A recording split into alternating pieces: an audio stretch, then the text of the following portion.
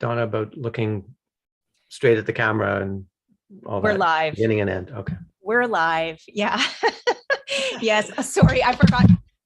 And I just flipped my, oh my gosh, look at this happening. Echoes, flipping things, falling things. Okay. Yes. Here we are. Good morning. Hello, hello, hello, everyone. And welcome to a brand spanking new episode of Who Do You Think You Are? My name is Lasya. I am your host. And once again, I am here with my co-host on this show and in life, Mr. Glenn Sheridan. Good morning. Good day, everyone. And once again, as always, we have a super special guest with us today. As we get started, though, I would just like to say thank you, thank you, thank you. We are coming to you today from Saanich on Vancouver Island on the unceded lands of the Wasanich people, where we live, work, breathe, and play, and are so grateful to do so. So here's a little bit about our special guest today. Our special guest considers herself an avid learner, passionate educator, effective communicator in pursuit of intriguing curiosities, and is an eager anticipator of what the future holds. Judging by her bio and just seeing in her bio, education and learning has been a huge component and focus of her life.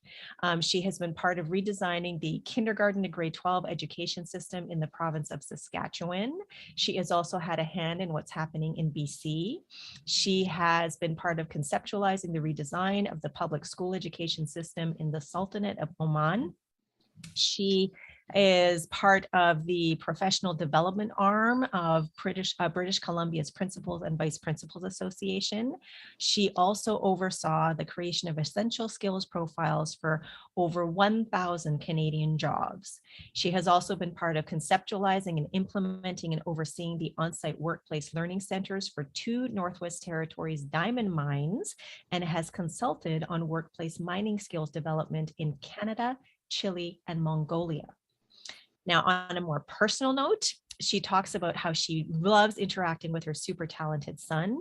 She loves immersing herself in nature. She loves learning all she can about energy and its profound interactive presence in our life. She enjoys reading metaphysical, historical, and historical fiction literature. And she loves participating in both online and in-person learning with leading scientists, physicists, and doctors. She is always asking questions, and she is always, always, always aware of the importance of being in service whenever possible. Now, I met this person through my work at the chiropractic clinic where I work part-time, and we have had many conversations that only last about 5 minutes or so, because that's all the time there is in between appointments. So based on those conversations, knowing what has already bubbled up and everything that is making its way to the surface, I would like to ask Donna Palmer, tell us, who do you think you are? That is an excellent, excellent question with many, many layers. So today, and most days, well, all days, my answer is that I am a particle or a wave of God. That's who I really, really am. Now, when I told my partner that I was coming on this show, he's saying, but like, who are you?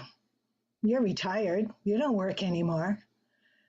And I was actually quite offended because I'm just in a place in my life where I don't have all of those labels that you have when you're growing up, you know, when you're 20 and your 30s and your 40s and your 50s and your 60s.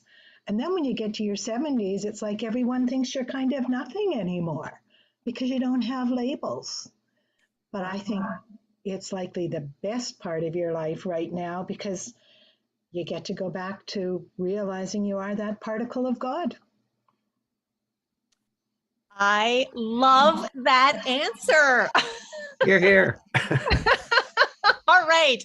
The floodgates have opened, the floodgates of infinite possibilities. Oh, Donna, thank you so much for that response. I remember when you mentioned that your partner, you know, said, well, who are you and what do you do? You are retired.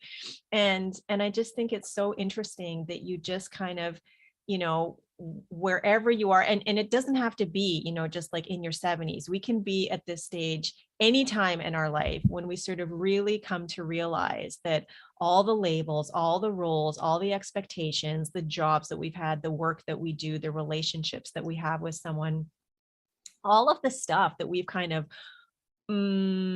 identified as, you know, up until this moment, that's just what we've done. But who we truly are is I love how you said it, that you are either a particle or a wave of God. And in that is just the infinite potentiality of what's possible, the gazillions of different realities or experiences that we can choose from at any given moment. And it's just so thrilling and exciting to know that, you know, that's who we truly are.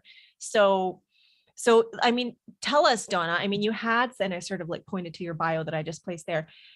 You have, what it sounds like, had a very rich life, steeped in learning and education, and knowing that you continue to be curious. I wonder sort of, you know, what does curiosity look like for you? What does it feel like for you? Always having a question, always observing, always searching, looking, and I don't mean just in books, like even watching nature right now and watching the flowers that are beginning to emerge in the little meadow below our place. Always having a question, because there's always there's always something more. There's always a reason for how things are connected. And I think in all of those years growing up and getting all our labels as we progress through each decade, we lose track of the interconnectedness, and we start to make things really solid, and we don't leave open any room for questioning or possibilities or hearing other ways of life. And I think our society right now is so polarized, like it's either right or wrong. You're this side or that side. You know, curiosity. Yesterday, I was listening to one of my favorite people, Gregg Braden, a geologist, scientist, searcher, and he's on Gaia. He has the program Missing Links, and he was talking about how Darwin and the concept of evolution, but there's a break in evolution when it comes to humans, because there's this space. Even when you look at the pictures of the depiction, how's that for words? You can see there's a space between orangutan and man, like there's something missing. And he said it so beautifully yesterday when he said, you know, through all his work and his travels, that evolution and what Darwin said is so right for plants and animals and birds and everything, but it doesn't work all the way for humans. And he was sharing some work yesterday about Lake Paracas in Peru, and finding skulls in the archaeological digs. Let me back up. You remember Egypt, and you see the pictures on the wall, and you see the pictures like Nefertiti, and she has the elongated skull. Yeah. Well, they were just depicted, and they thought they were drawings, but they've actually found skulls with that extra large cranium now. So it's like, oh my gosh. And is there something that they might be coming onto? Like, how can you not get excited about something like that? So to me, curiosity is excitement and wanting to find out, and just being alive. I think it's being alive. Want to find out for yourself rather than let the TV and everyone else and culture and society tell you how it's supposed to be. I love how you just ended that, because when you were talking about polarization and this idea of sort of, being either right or wrong, or you're with us or you're against us, or you're, part of the solution or you're part of the problem, you're on the right side of history, on the wrong side of history. It's sort of seems to be never ending at this point. You care, you don't care, you're selfish, you're not selfish enough. But this idea of sort of, discovering for yourself, and trusting and knowing that, and it's not even about the answers, because I love how you talk about just like questioning, and even like being in the question or living in the question, because there's always so much more to discover and investigate and explore and lean into. I mean, this is part of what my foundational life belief is that there is always more to learn, always more to discover, always more to lean into, to become, to expand into, to be expanded by, and even down to just sort of more practical. Like there's always more money, there's always more time, there's always more energy, there's always more of me to go around. And even though there are sort of external sources, which aren't even external, I mean, we're all interconnected, and everything is, and everyone and everything is a reflection, of each other. But there is inspiration that seemingly comes from without, through people who open our minds to new discoveries or new ways of thinking or new perspectives. And I feel like in a time where there is a lot of polarization, and there is a lot of I'm going to believe what I'm being told, by people, by the news, by the government, by certain groups, or even being in a community of like-minded people and thinking we have the answers, we know what it's all about, and continuing to go down that one sort of tunnel visioned path. For me, that's curiosity, but like to an extent. And what I'm hearing from you is to just be open, to just like, really be just a sponge, and have this childlike curiosity and wonder of whatever, of being open to whatever it is that wants to present itself, whatever it is that wants to be explored and discovered. And that's something that really, really resonates with me. And that's why for the last 5.5 years, I've been in spiritual and consciousness studies, because for me, it's, when I first learned that when it really landed for me that I am the creator of my reality according to how I use my mind, which is used based on my worldview, my beliefs that I, subscribe to, but I can change that at any time.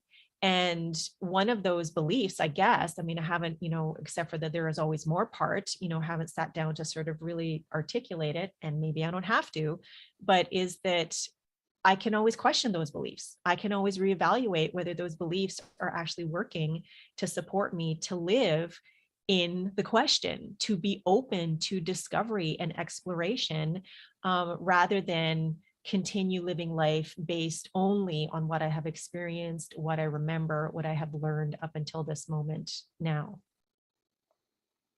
You know, what's so fascinating? I think this next 30 or 50 years of my life, however much God grants me here, my first 70 years were all about learning. I think my next 30, 40, 50 years are all about unlearning, because that's just what you've said, that you can change your beliefs, but I'm sure just how hard that work is.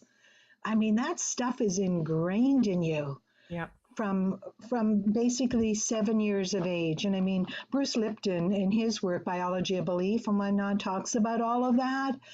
And I mean, just think of those young children up to the age of 7 that are just so curious. You use the word sponge. All of that is just so much. And somehow, not all of us, but somehow that gets stuffed in the closet, buried behind us, because we've got to learn these things and these things and these things, and we've got to behave in such a way. And if we don't, you're labeled something else and whatnot. And it's like, okay, how, in what manner can we encourage individuals to stay open? My goodness, how can we encourage them to believe in their self and to know that there's specialness that came with them when they were born? And how do you honor and play that out? Because we program so much, and in the end you just stop fighting and go along with it because it's easier. And I mean, how many times do you knock your head against the wall, or you ask a question and, oh, you shouldn't have asked the question because the teacher, had this whole big lead up to where she was going and you got it in the first 3 seconds. So I think in our world now, there's a whole lot of unlearning. And when I say unlearning, I'm not saying that everything that we've learned or experienced or whatever is wrong. I'm going to build on what Nelson Weiman, he's a theologian in the late 40s and 50s, and he wrote a very dense book. Dense in that it's packed full of meaning. In fact, it's called Man's Ultimate Commitment. And one line that I've carried with me for the last 30, 40 years is man's ultimate commitment is to always share with you the best that I know right now, but there's a second part, and I reserve the right to improve upon the best that I know right now. And we've done all of this sharing, evolution is here, man evolved, this is here, there are no spaceships, there are no aliens, there are no other ways to do things, like you can only do this for COVID, there's no other possibilities. And it's like, whoa, but there's a second part. There's a whole lot of other people working on this too. And can't we just hear their views? And can't we be taught, encouraged to sort through that ourselves and come to our own thoughts and ideas and opinions? I'm not saying, don't say COVID doesn't exist. I mean, I have a brother-in-law who died and another brother-in-law who spent 11 days on a ventilator. I know it exists, but I can choose to look at other information, but I want to do the best for myself, because in doing the best for myself, I know that I'm doing best for others by how things unfold. And I think it's that second part, maybe I guess that's my passion, curiosity, and like, hey, I reserve the right to improve upon the best that I taught you. I didn't tell you stuff that was wrong. It was the best that I knew. My parents, your parents, when they were raising us, they were doing the best that they knew with the resources that they had. They didn't set out to screw us up by the majority. There are always exceptions. So, hey, now I know more than my parents knew when I was raising my son, and he knows more now than knows and has access to so much more. Like, let's celebrate that opportunity for growth and opportunity and improving, instead of trying to fit people into little boxes and telling them which road they should go and when they should go and how far and how they should feel about it. I don't know. There's just so much opportunity and possibility, and we're not using it. We're not working with what God gave us. There's so much to unpack there, and so much that I would love to address, and, questions, responses. And I guess because you spent so much time of your life in the public education system in different places, and you're so passionate about, just knowing how curious and creative kids are until the age, of around 6 or 7. And then how people start, or they start to sort of get, ushered into these boxes or these pathways. Maybe it is for, or actually, why? That's my question. Why? Like, if we are so curious and creative, and we are constantly asking questions, which I know sometimes as a parent can drive us bonkers, when it's just why.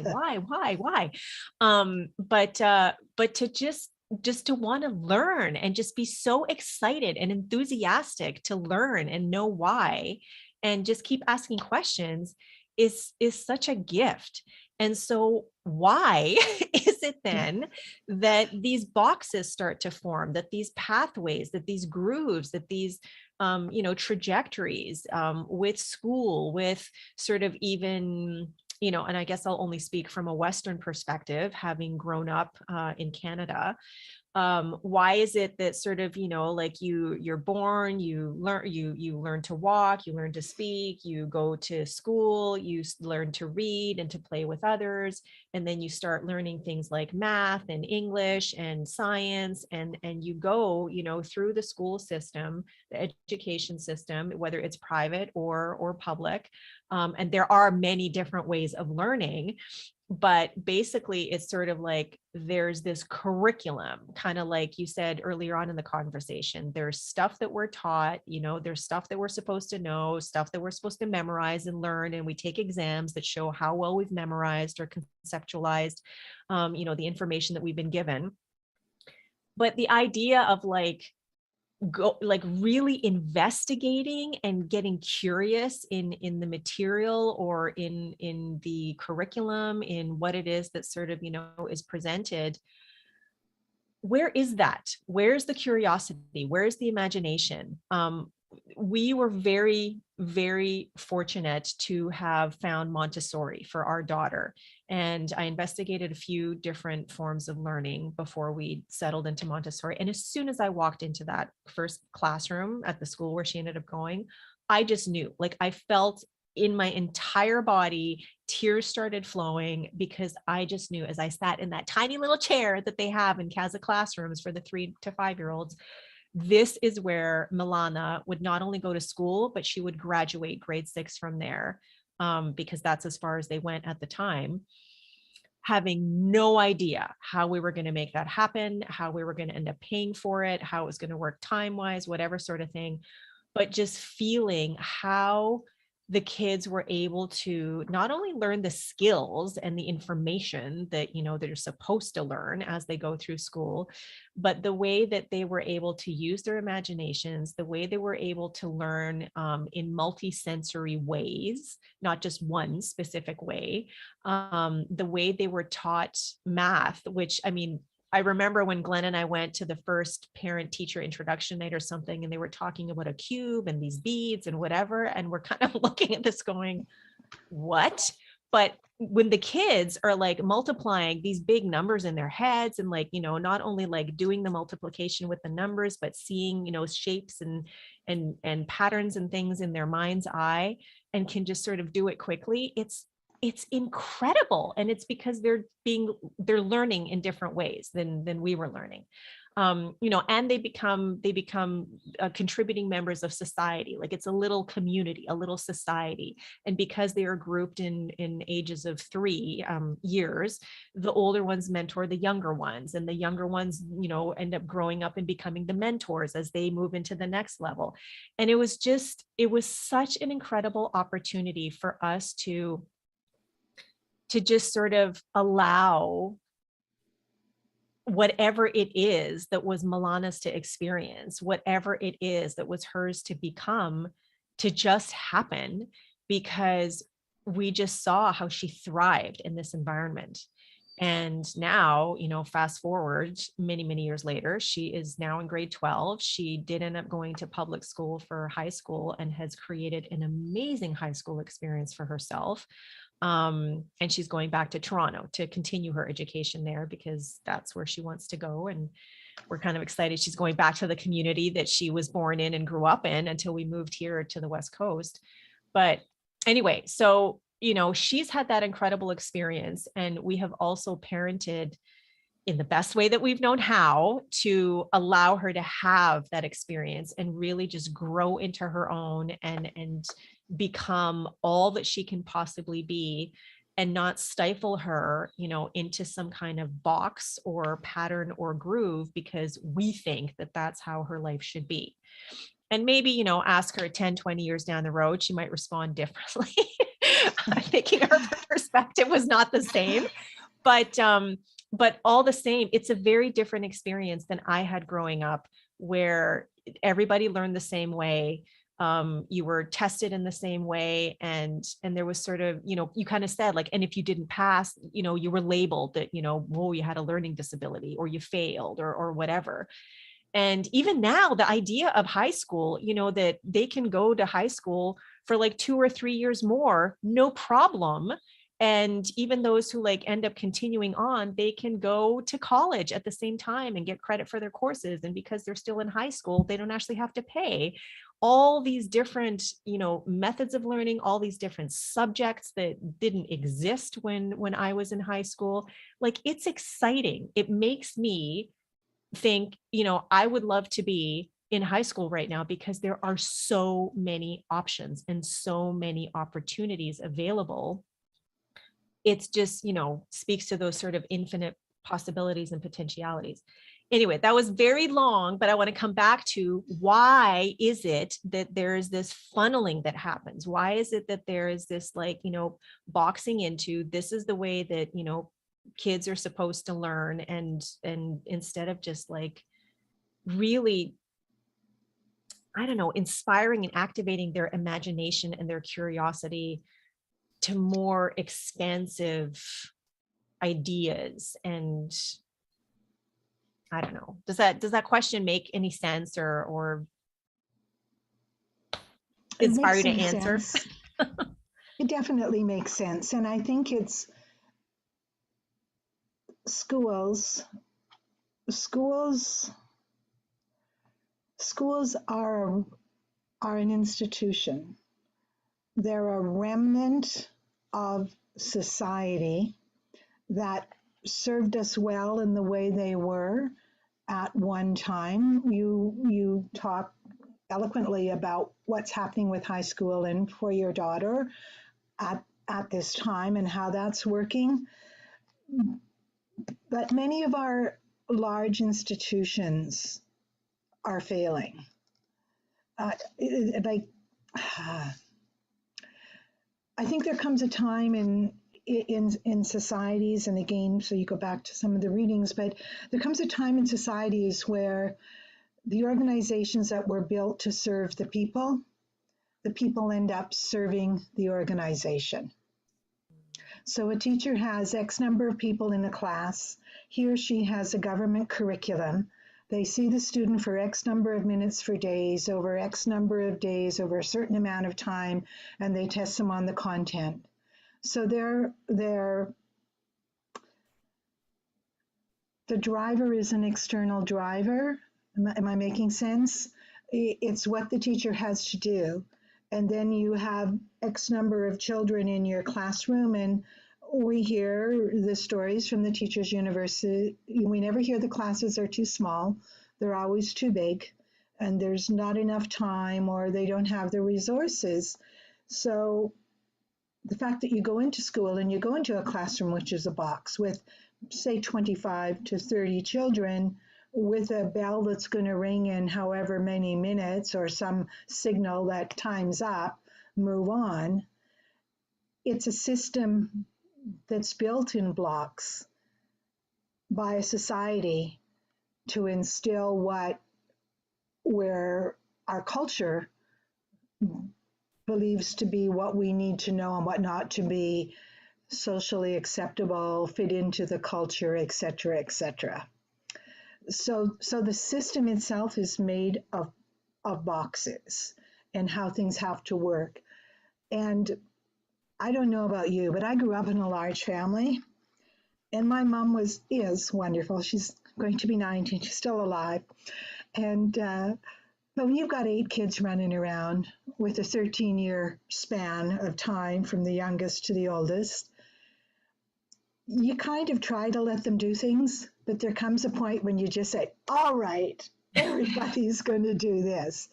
And I think that in some ways, in some schools and for some teachers, that's how it becomes, because you've got, well, if you didn't get this covered, how is the next teacher that's going to get them going to cover their part if you didn't cover their part? So our system needs, our system has become very rigid. And in nature, there's always a flexibility, a softness, a hardness, a yielding, a giving. And we don't have that in many of our classrooms. There are always good teachers, and there are always folks that are trying to do things in different ways and open them up and truly encourage and engage the children that are in front of them. But sometimes it's just damn hard, given the parameters in which you're supposed to work and what you're supposed to cover. So how and what are the changes that could be made? Because our children, when I was going to school, when you were going to school, they're much more advanced than we were. Not better, not worse, but they come in with more because you've had more life experience, or I've had more life experiences that we pass on to our children. But the system in which we enter is still the old system. Mm. I don't know if that's making any sense. By virtue of the activities that we afford our children, that we're able to gift our children with, they come into our schools and they know so much more. Like, a 4-year-old granddaughter is already better on a computer. You all hear the stories. We want to fix your computer. I mean, hey, look at us in technology earlier today. Just get the little one, and they come in and say, well, you just do this and this and this and this. Yeah. We didn't grow up with them. They have, and now it's part of their life, and it's just something that they use and do. But they go into a school where, even in the most, I saw this past fall, a new modern school, the classrooms are smaller boxes with still 25 kids crammed in them, but there's no elbow room hardly for anyone to do anything in there. And the computers are on a cart that get rolled down to the classroom. And they use a textbook that is how old and was written. It was old before it was even produced. So the system cramps what the teacher and what the individual can do, unless you have a very creative teacher that's willing to go outside the boxes, who will then get pulled in by his or her colleagues because she's setting an example that, isn't good for the rest of them. So it's a system that's, it needs a lot of rain and a lot of moisture, so it has to just burst open and be something else. I don't know how else to explain it. We've got these enlightened, capable, knowledgeable young folks that are going into boxes, you're going into little pictures like each of us are on our screen. Mm-hmm. And that's your play space. And so I love hearing from people, friends who homeschool, people we know, friends who have their kids in alternative schools that spend a lot of time in nature and spend a lot of time playing and imagining and still learning the stuff that we're supposed to learn along the way. Because it just, it's different. It's different than the sort of regular public school system. And I would think because, you speak to that flexibility in nature versus the rigidity of the public school system, and just being out in nature, being on the grass, being around trees, and just feeling the energy of everything around us, can only stir the energy that we are. And so I just, I love, seeing the Facebook posts or hearing the updates or whatever of all the discoveries that these young minds and hearts and souls are making and questioning and exploring as they spend more time outside in nature rather than sitting inside in front of a screen at a desk with now, less elbow room. So there is change. There is, evolution happening. But yeah, I guess I just wanted to sort of know, why, and everything you make or said makes sense about how, the institution itself worked at one point and hasn't really shifted enough to kind of keep up with the times or to allow for something new to emerge. So the fact that you said that, it needs some moisture and needs some, sunshine and rain and soil and whatever to burst open, then yeah, I'm all for that. Honey Bunch, weigh in here. I know that you have the stuff on your mind that you want to add, that you want to ask, that you want to share. Yeah, thank you. I'm really interested in listening to what your take is on where we're at with ourselves and with our children. I think over the last couple of years, it's been like I don't want to use what we're talking about as these things are affecting us. I mean, there is a bit of a loop back, but I think it's displaying where we are in our consciousness, where we hit pause a few years ago, and that enabled us to question, what's important and who we are and what are our values, and how do we go forward, kind of thing. So as you mentioned at the beginning, there's a lot of polarity and sort of binary options that you have to pick a side and you have to go on one or the other of those choices. But this opportunity to sort of look at what are these choices, so even the thing like education, because there's been such a, especially in the United States, there's been such a pressure put on parents and then their children over things like masking alone, has made so many people step back and go, wait a minute, like, who's the parent here? Who truly believes they have the best interest of their child at heart? Is it the state, or is it the parent, or the person looking after the child? So these are interesting times because, as you mentioned at the beginning too, about this thing of institutions that seem so eternal to us because we grew up with, well, there's always the corner bank and there's always the school and the church, and who tells us what's going on? Well, that would be the media, that would be the newspaper, and then it became the radio, and then the television, and now it's computer news and whatever. But I think those things are being shifted, like the ground on which they sit. You just realize, no, they're just an option. They are a version of what is possible, but they're certainly not the only version. And I think these times have made people realize, well, why is my idea any less valuable or true than the official reality version of what's true? So you have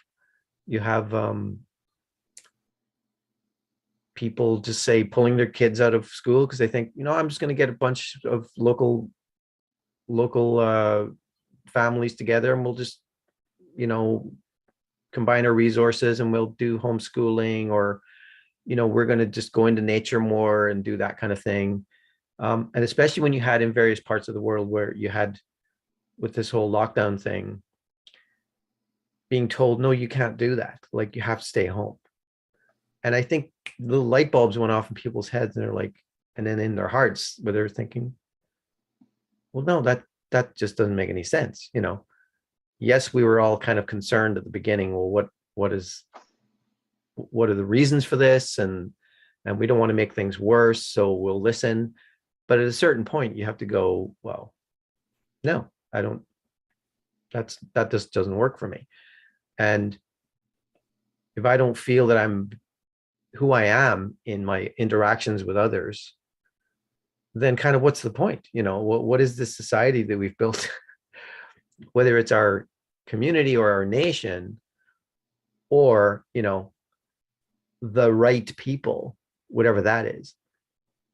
If we don't have the ability to sort of examine those things, and especially periodically, like if it's been 2+ years in most Western countries, and they're only now starting to do little reviews in certain parts of the world to determine, like I know BC right now, they're starting to look at what has been the response to this, and what was it appropriate, proportional, and did we do the right thing? Could we have done things better?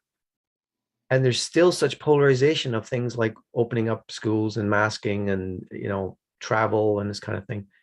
So we're still at that kind of border thing of, well, if you have this sort of constricted thing about your outlook, your worldview, you think, no, we're still in danger, we're not out of the danger yet, we can't go back to what was normal, then it's going to make doing those examinations kind of a challenge. So how much then can you look at the data that comes out of those reports and those, I'm assuming there's going to be some government reports put out, the federal and provincial and territorial levels, to find out, like here in Canada, what did we do, and was it right, and can we do it better?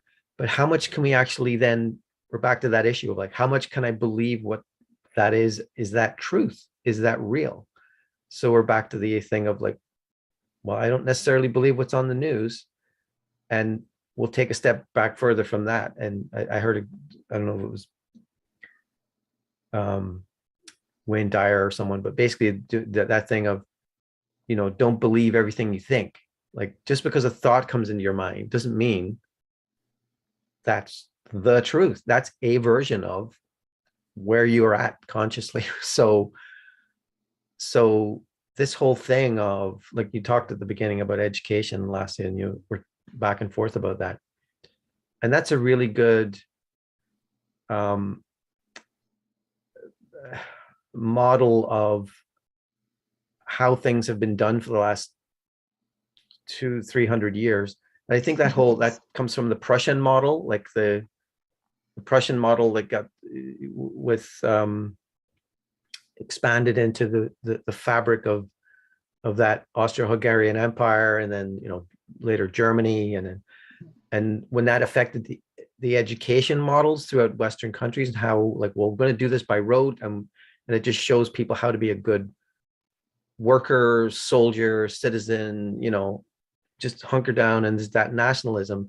But then, of course, there's the other version of that. The other consideration of that is to be a good citizen in the collective model in Germany, even before the 20th century kicked off. That was a national idea.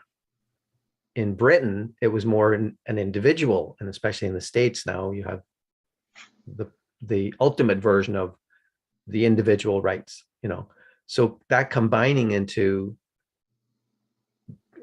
collective good and individual good, and trying to figure out where we're at. We're still there in that kind of experiment, but I the way I back to my original point, and I'll be quiet, is that's where we're at. That's where the needle is at. That's what we're reading. It's not what's happening. That's where we're consciously, our thoughts and our feelings and our desires and our dreams.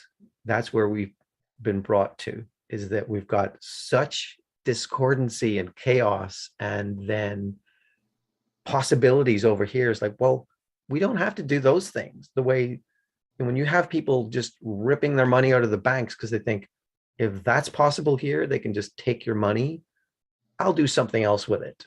I'll invest in crypto. I'll do, you know, I'll put my money into my garden, I'll feed my family and my community because I got this big lawn and I'll turn it into a tomato field or whatever, you know, like why not that? And I just think that's kind of where I see it as being an optimistic thing. And I don't know where the children fit into that. I know they're the next generation of elders eventually, but I want them, I want them to be an integral part of this. And I I'm just going to see that, it works out well. And, it's not crossing my fingers, but I just know it's like, I'm going to then let it go and just be at peace with it. That was a lot. Sorry. No, it's actually, it's very interesting because what I saw and what I heard was a person, you, wrestling with, well, there's this and there's this and there's that and there's whatever. And you go back 2 years. Whether you love COVID, you hated it, whichever side you're on, it doesn't matter. It was a catalyst for change. Forced change, maybe from what some people say, but kids weren't in school and they were at home and parents were spending more time with their kids. Many families before the kids were so programmed to go to gymnastics, whatever, just line it up and drive them around. And all of a sudden, do you remember? It was like a ghost town in our little communities here on the peninsula. And people had to get to know one another again. I think that's incredible that you actually got to spend more time with more people. Now, after a while, it got to be heaven or hell, or maybe some of each at different times, because all of a sudden you were learning more about these beings that you were having to spend more time with, working from home and all of these things. And it changed things. At first there was no toilet paper or whatever it was, and yeast for making bread. And when in our community did we ever experience that? When did we ever experience that? It was always there. You just went and got it, whatever you needed. And even nowadays, there are little things that are still empty on the shelf, crazy little things like nail files, emery boards. But these past few years, I look at it as wake up call isn't the right word, but I don't have better words right now. But it forced us to examine a lot of things about ourselves.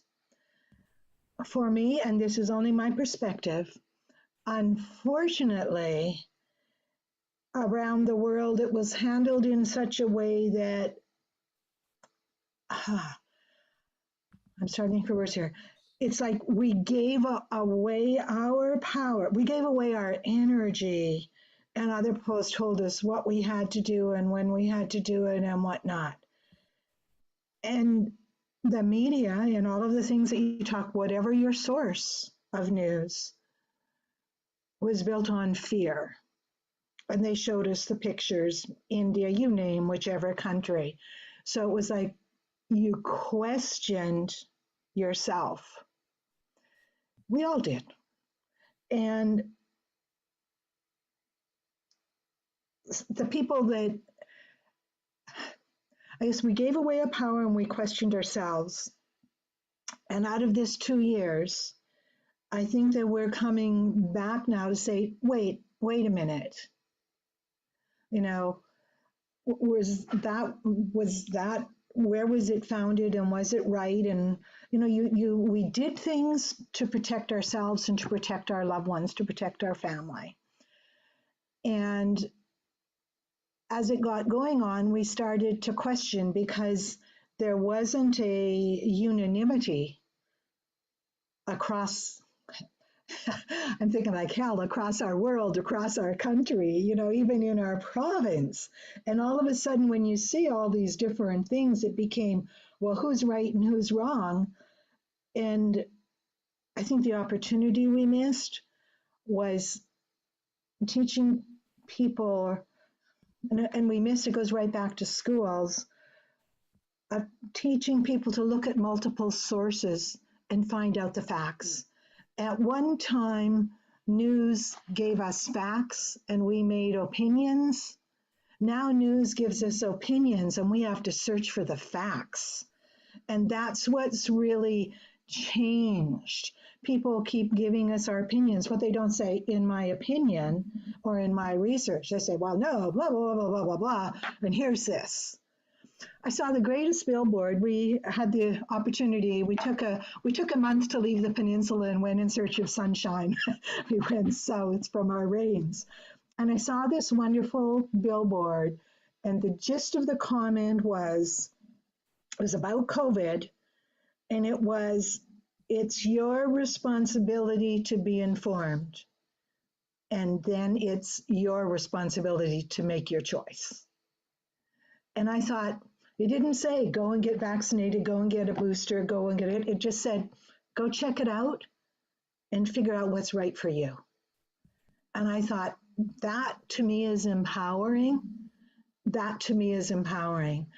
Go to find out for yourself. So I think COVID was an opportunity. It sure didn't seem like it when we were in it. And it sure has contributed, I believe, to the polarization of either this or not. I mean, look at the convoy, so we'll put the police on the corners and they can't go to Victoria, but we'll set up a place for them in Campbell River. Like what is right or what is wrong? And, what was the original intent of the Freedom Convoy?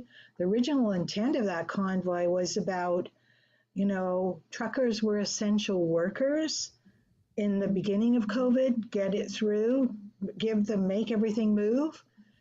And then all of a sudden, on whatever date it was, no, all truckers have to be vaccinated to transport goods across the border. And it was like, how do we go from essential workers to be all of a sudden, here's the change? And then it got co-opted, as so many things do, right? It got co-opted by freedoms and rights and whatnot. So that to me is a little bit of a sadness about that, because what their original purpose was and what it ended up and where it is now, it isn't even, it got messed up along the road.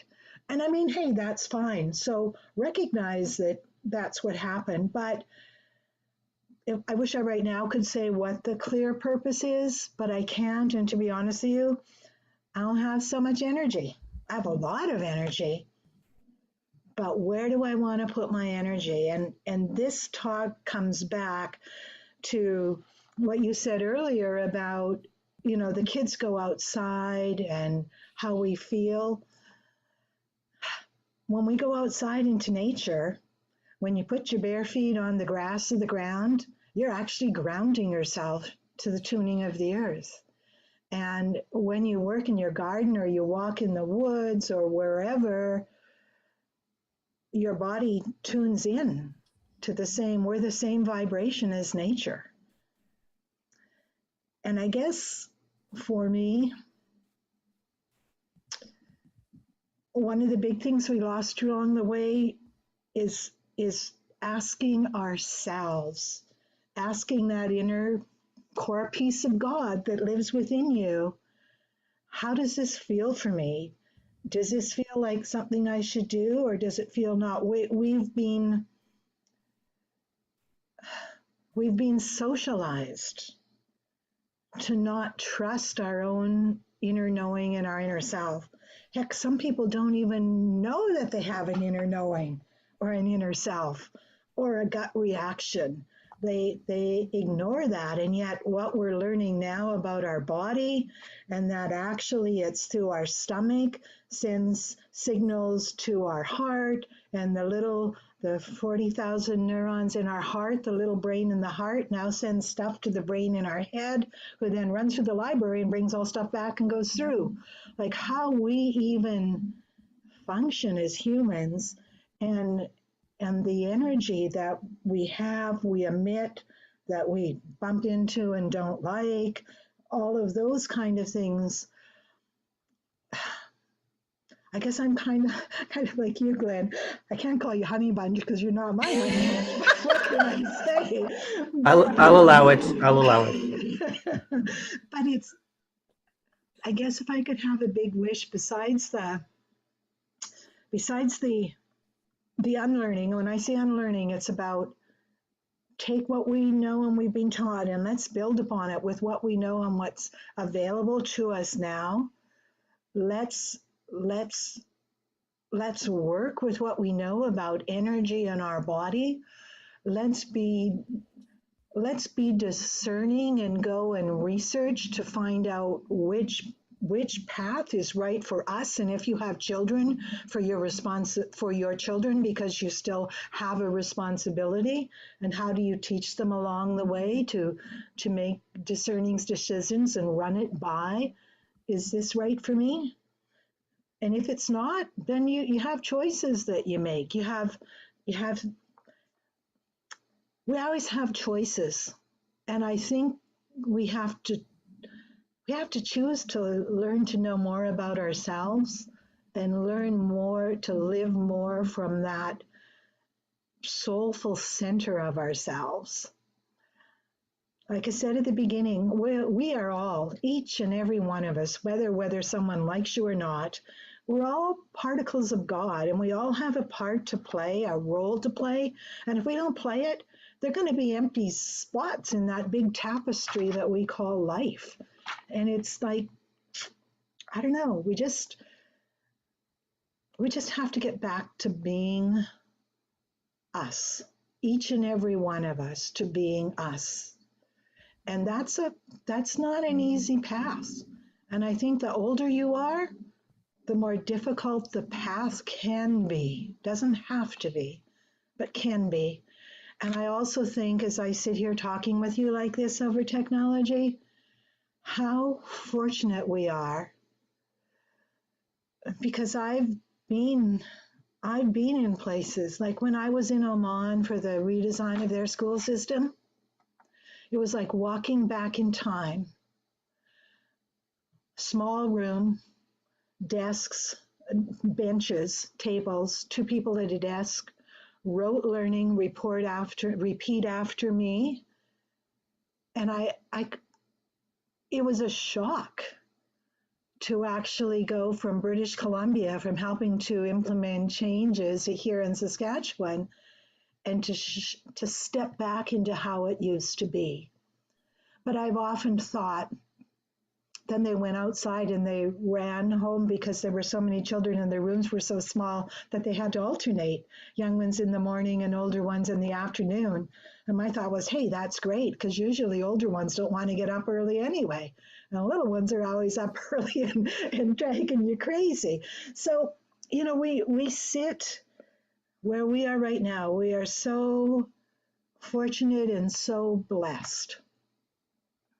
I look at the young people, all ages of people, women and children, leaving Ukraine with a cat or a dog or a teddy bear and a suitcase, and the hands of someone a little bit older going to who knows where. And we're just so, so fortunate. So how do we that live in such abundant conditions figure out what and who we are and bring that to play in the world? So that's a bigger question than we started with. I don't know. I could listen to you all day, Donna. I think that one of the key things that came up for me there was choice. And I am just steeped in the knowing through my spiritual and consciousness studies, but like really steeped in the knowing that not only are we always a choice, but we're always choosing, whether we're aware of it or not. Excuse me. And so I think one of the things for me that is key is awareness. And the more that we can foster and cultivate awareness, that each and every one of us is this infinite expanse of energy, is a particle and or wave of God at any moment in time, that we are reflections of, the extraordinary mountainscape before us and the vastness of the sky and every twinkling star in that night sky, that we are the power of the blazing sun, that we are infinite potentiality in action, in motion, like flowing all the time, not even like lying in wait, to become something, that we are continually becoming, that the more we can cultivate the awareness that that's who we are, then the more we open ourselves up to using our imaginations. And I mean, even in using these words, it's like boxing things in, but for good. And I don't mean like good versus evil kind of thing. I'm talking about, just like unleashing the creativity from within.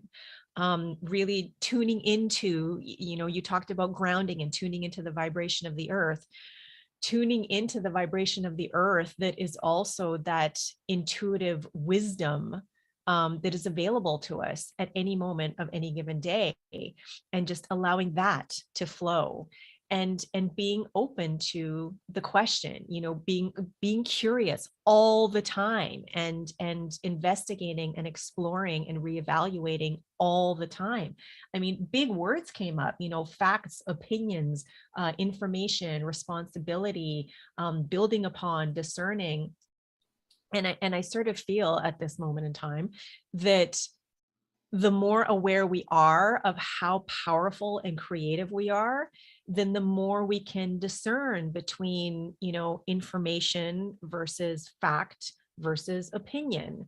The more we can trust our intuition, trust our gut, trust our feelings, and still reevaluate and question those feelings, and not just automatically make decisions based on feelings, because I feel like there's a danger in that as well.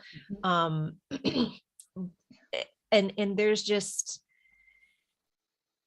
there's so much possibility and room then for seeing from another perspective, from understanding why someone is behaving a certain way, or why they might look at something, or why their perspective may be the way it is.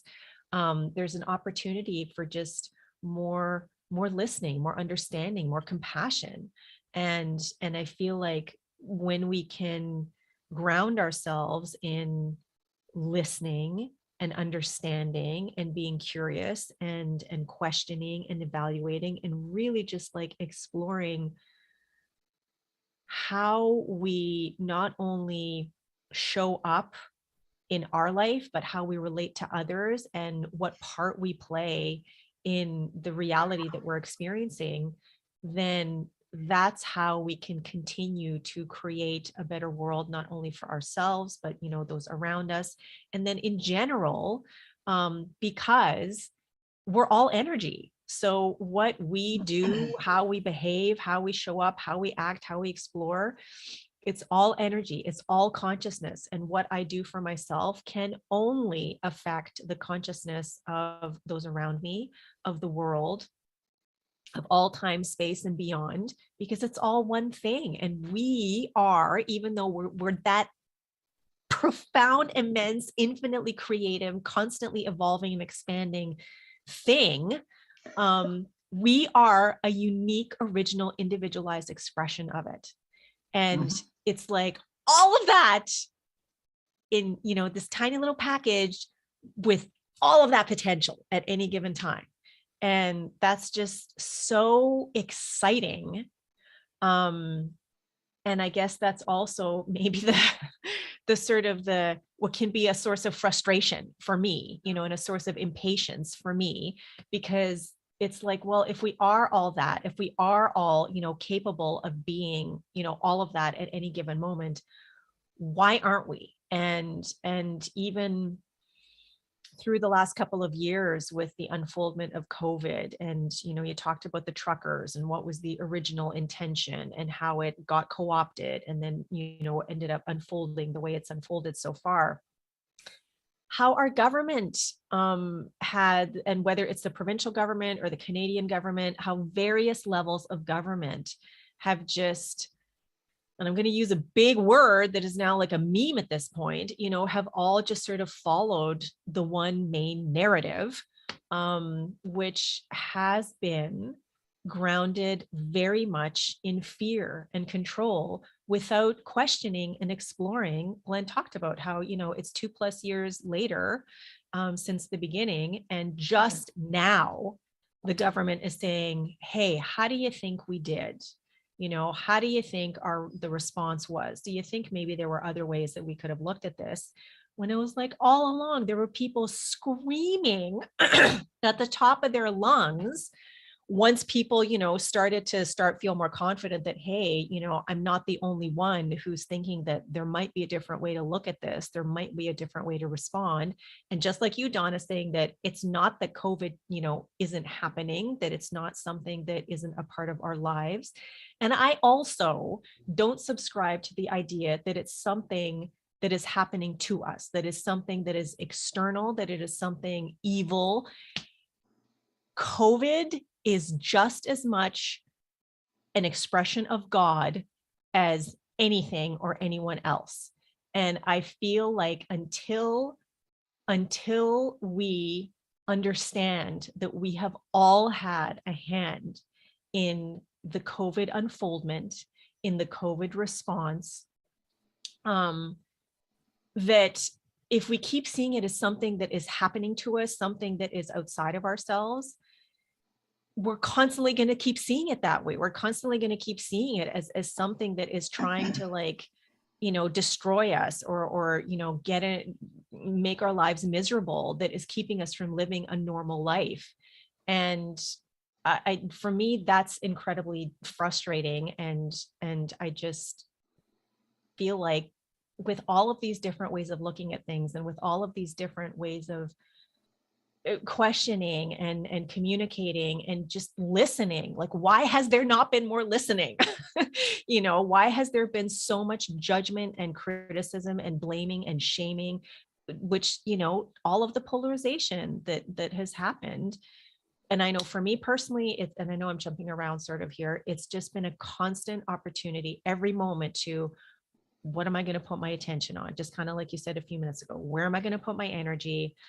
Some days it's been really challenging and hard, and there have been tears and feeling hurt and wounded. And then there are other days where it's like, even with that going on, I am so fully grounded in, formed and informed by the knowing that I am always choosing, that I am the infinite expansive universe in motion, at play, that I am the one who gets to choose where I put my attention, not the media, not my spiritual community, not my friends, not my family, not Glenn, not Milana, me. I'm the one who gets to choose. And I can either choose knowingly with awareness, on purpose, with intention, by design, or I can just leave it to chance and leave it to those around me, leave it to the media, without really investigating and exploring and questioning. And with all of that, trusting my heart and my gut to just lead me through it all. Period. End of sentence. I think through all of it, what we can say, I would put as a fact, COVID was a change agent. COVID is a change agent.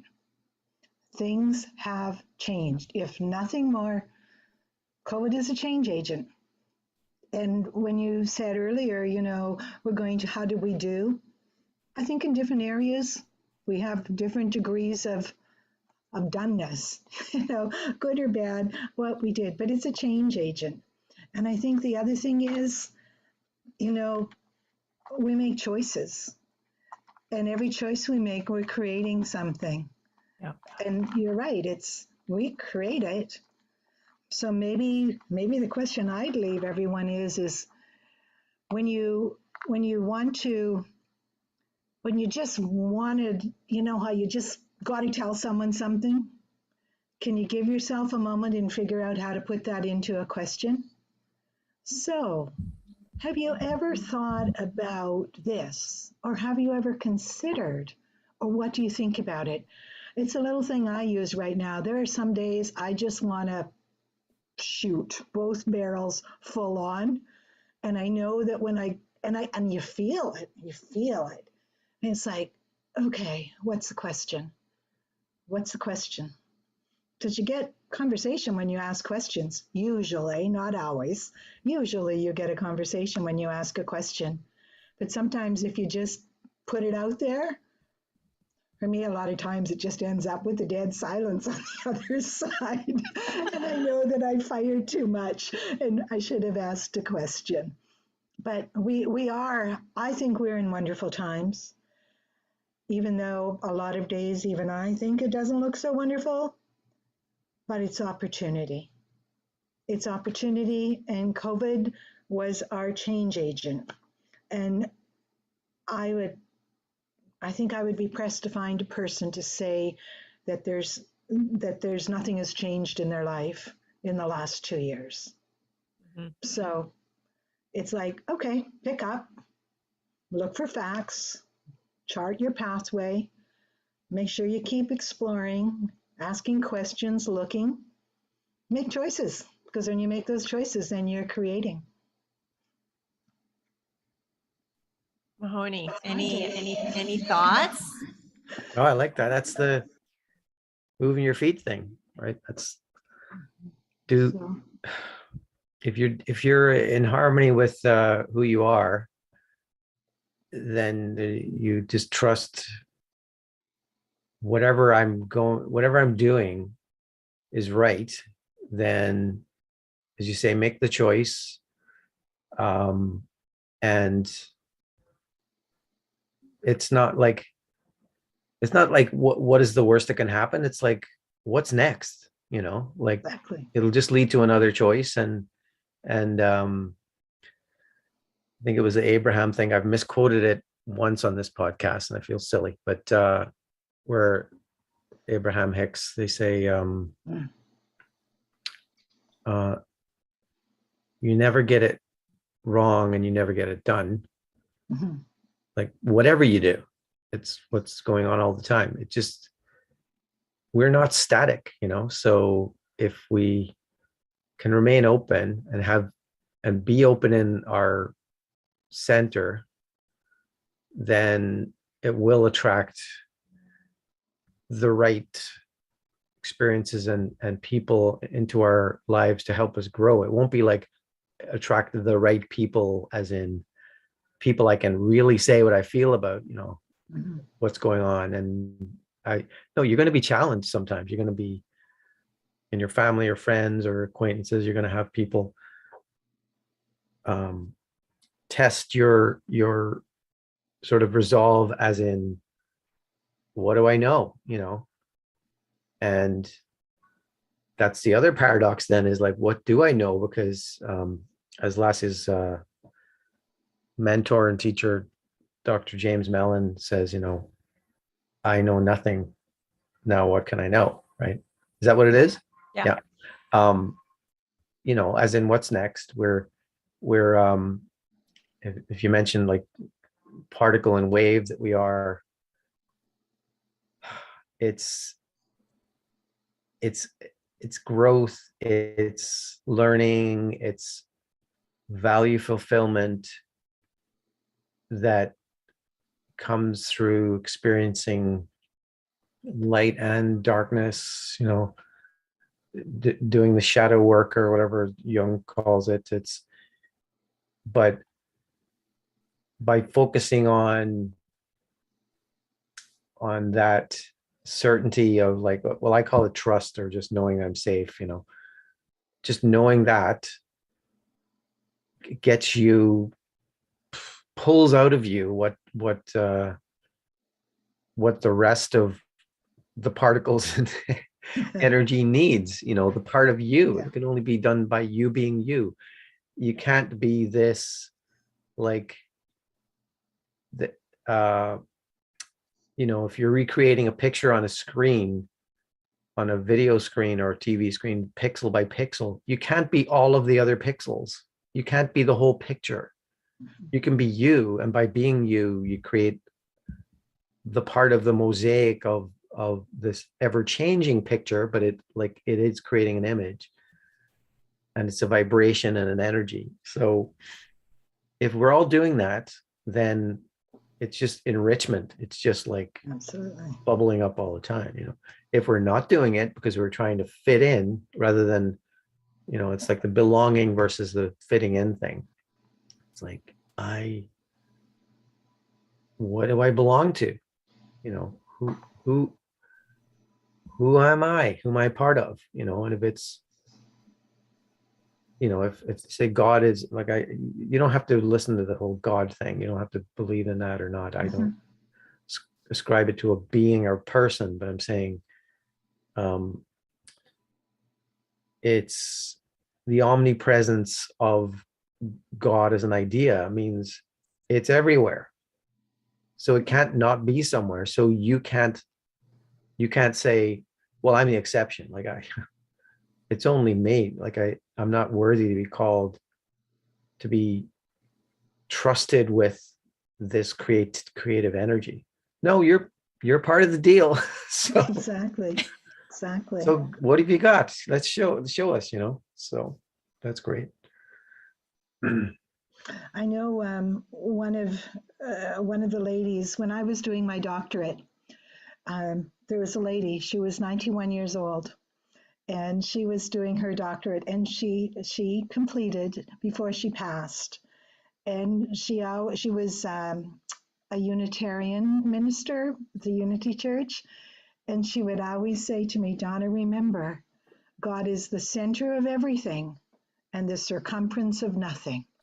And I have always loved that, and I think about it, and I just think like in this day and age that, you know, my commitment, I'm going to always share with you the best that I know, but I'm reserving the right to improve upon the best that I know.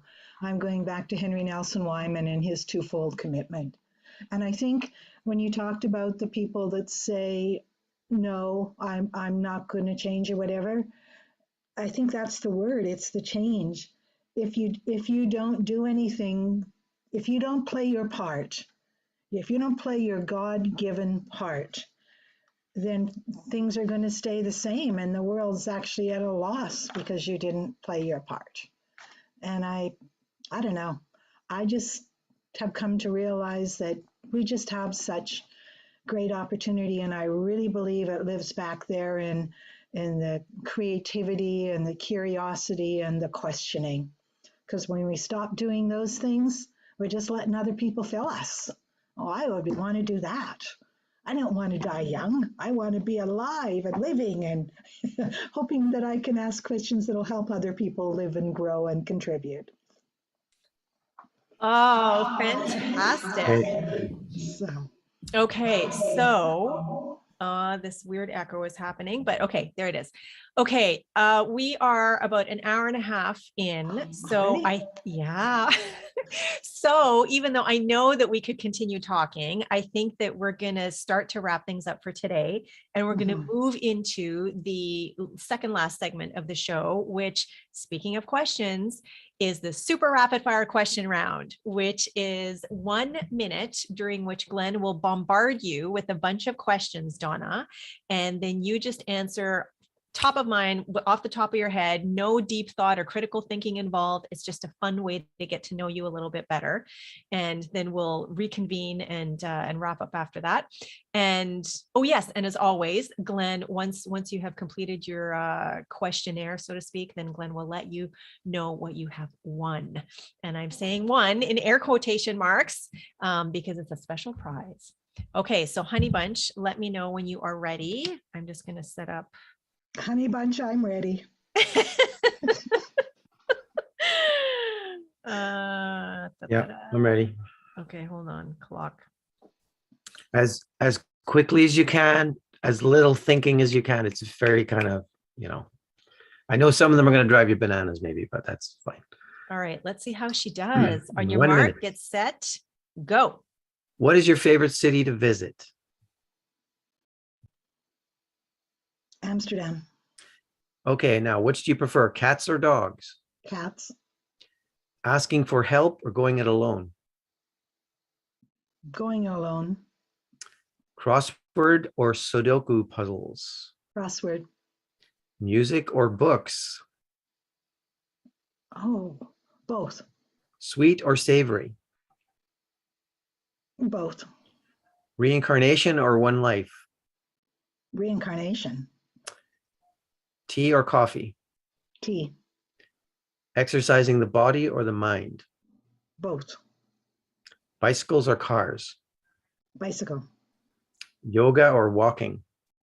Both. Fire or water? Water.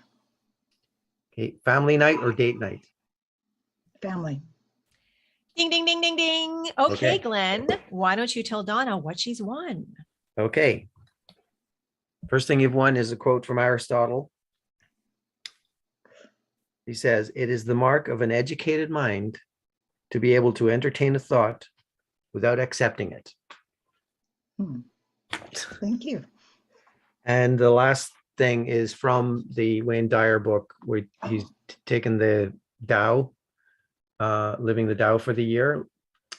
Change your thoughts, change your life, living the wisdom of the Tao. This is a 37th verse in the category of living in simplicity. It says, "The Tao does nothing, but leaves nothing undone. If powerful men could center themselves in it, the whole world would be transformed by itself in its natural rhythms. When life is simple, pretenses fall away. Our essential natures shine through. By not wanting, there is calm, and the world will straighten itself. When there is silence, one finds the anchor of the universe within oneself." How fitting for what we've been talking about today. They find these quotes, find me, and then we talk, and it's like, yeah, that's the right quote. Perfect. Oh, Thank you. this was such an amazing conversation, Donna. Thank you so much for giving us a couple of hours of your Saturday morning. And so, knowing that you have so much to offer the world, if someone wanted to find out more about you or get in touch with you, how would they go about doing so? Likely connect with me by email. I don't spend a lot of time on social media unless I'm searching for something. So you have my email, I think. Yeah, I would say likely by email would be best. And then they could just reach out and I will get back if there's a question. Okay, now is it okay to give the email out to people who are going to be watching and listening, or would you rather they get in touch with me and then connect and then I give it I'd to rather you? they get in touch with you because Okay. then you have a filter rather than just I'm going to blurb off something to this crazy lady I listen to. All right, will do. Okay, that is fantastic. Donna, thank you once again for being just such an amazing guest, for being so curious, for living in the question, for just inspiring us to really, really, really tune into the vibration of the earth, to our inner wisdom, to keep exploring, to keep leaning into and stepping into them more, and to really sort of think and reevaluate what learning means, how it can look, how it can feel, and to really continue to sort of open up to just the change that is always happening, knowing that we ourselves are, not subject to that change, that we are actively participating in that change all the time. And so really, if we want to, be more in the flow or more in tune or whatever, to just be more aware of how powerful and creative we are all the time, and to embrace that power and creativity and just open up to the infinite expansive universe, to the particularization of God that we are at any given time. And yeah, just to ride that wave of God that we are at any given time. So thank you, Donna Palmer, for being our guest today. Thank you, Honey Bunch, Mr. Glenn Sheridan, for co-steering the ship as always.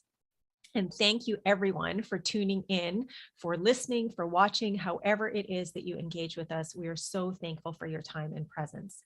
So this has been another episode of Who Do You Think You Are? There will be another episode coming up in about a week's time, and we look forward to connecting with you then.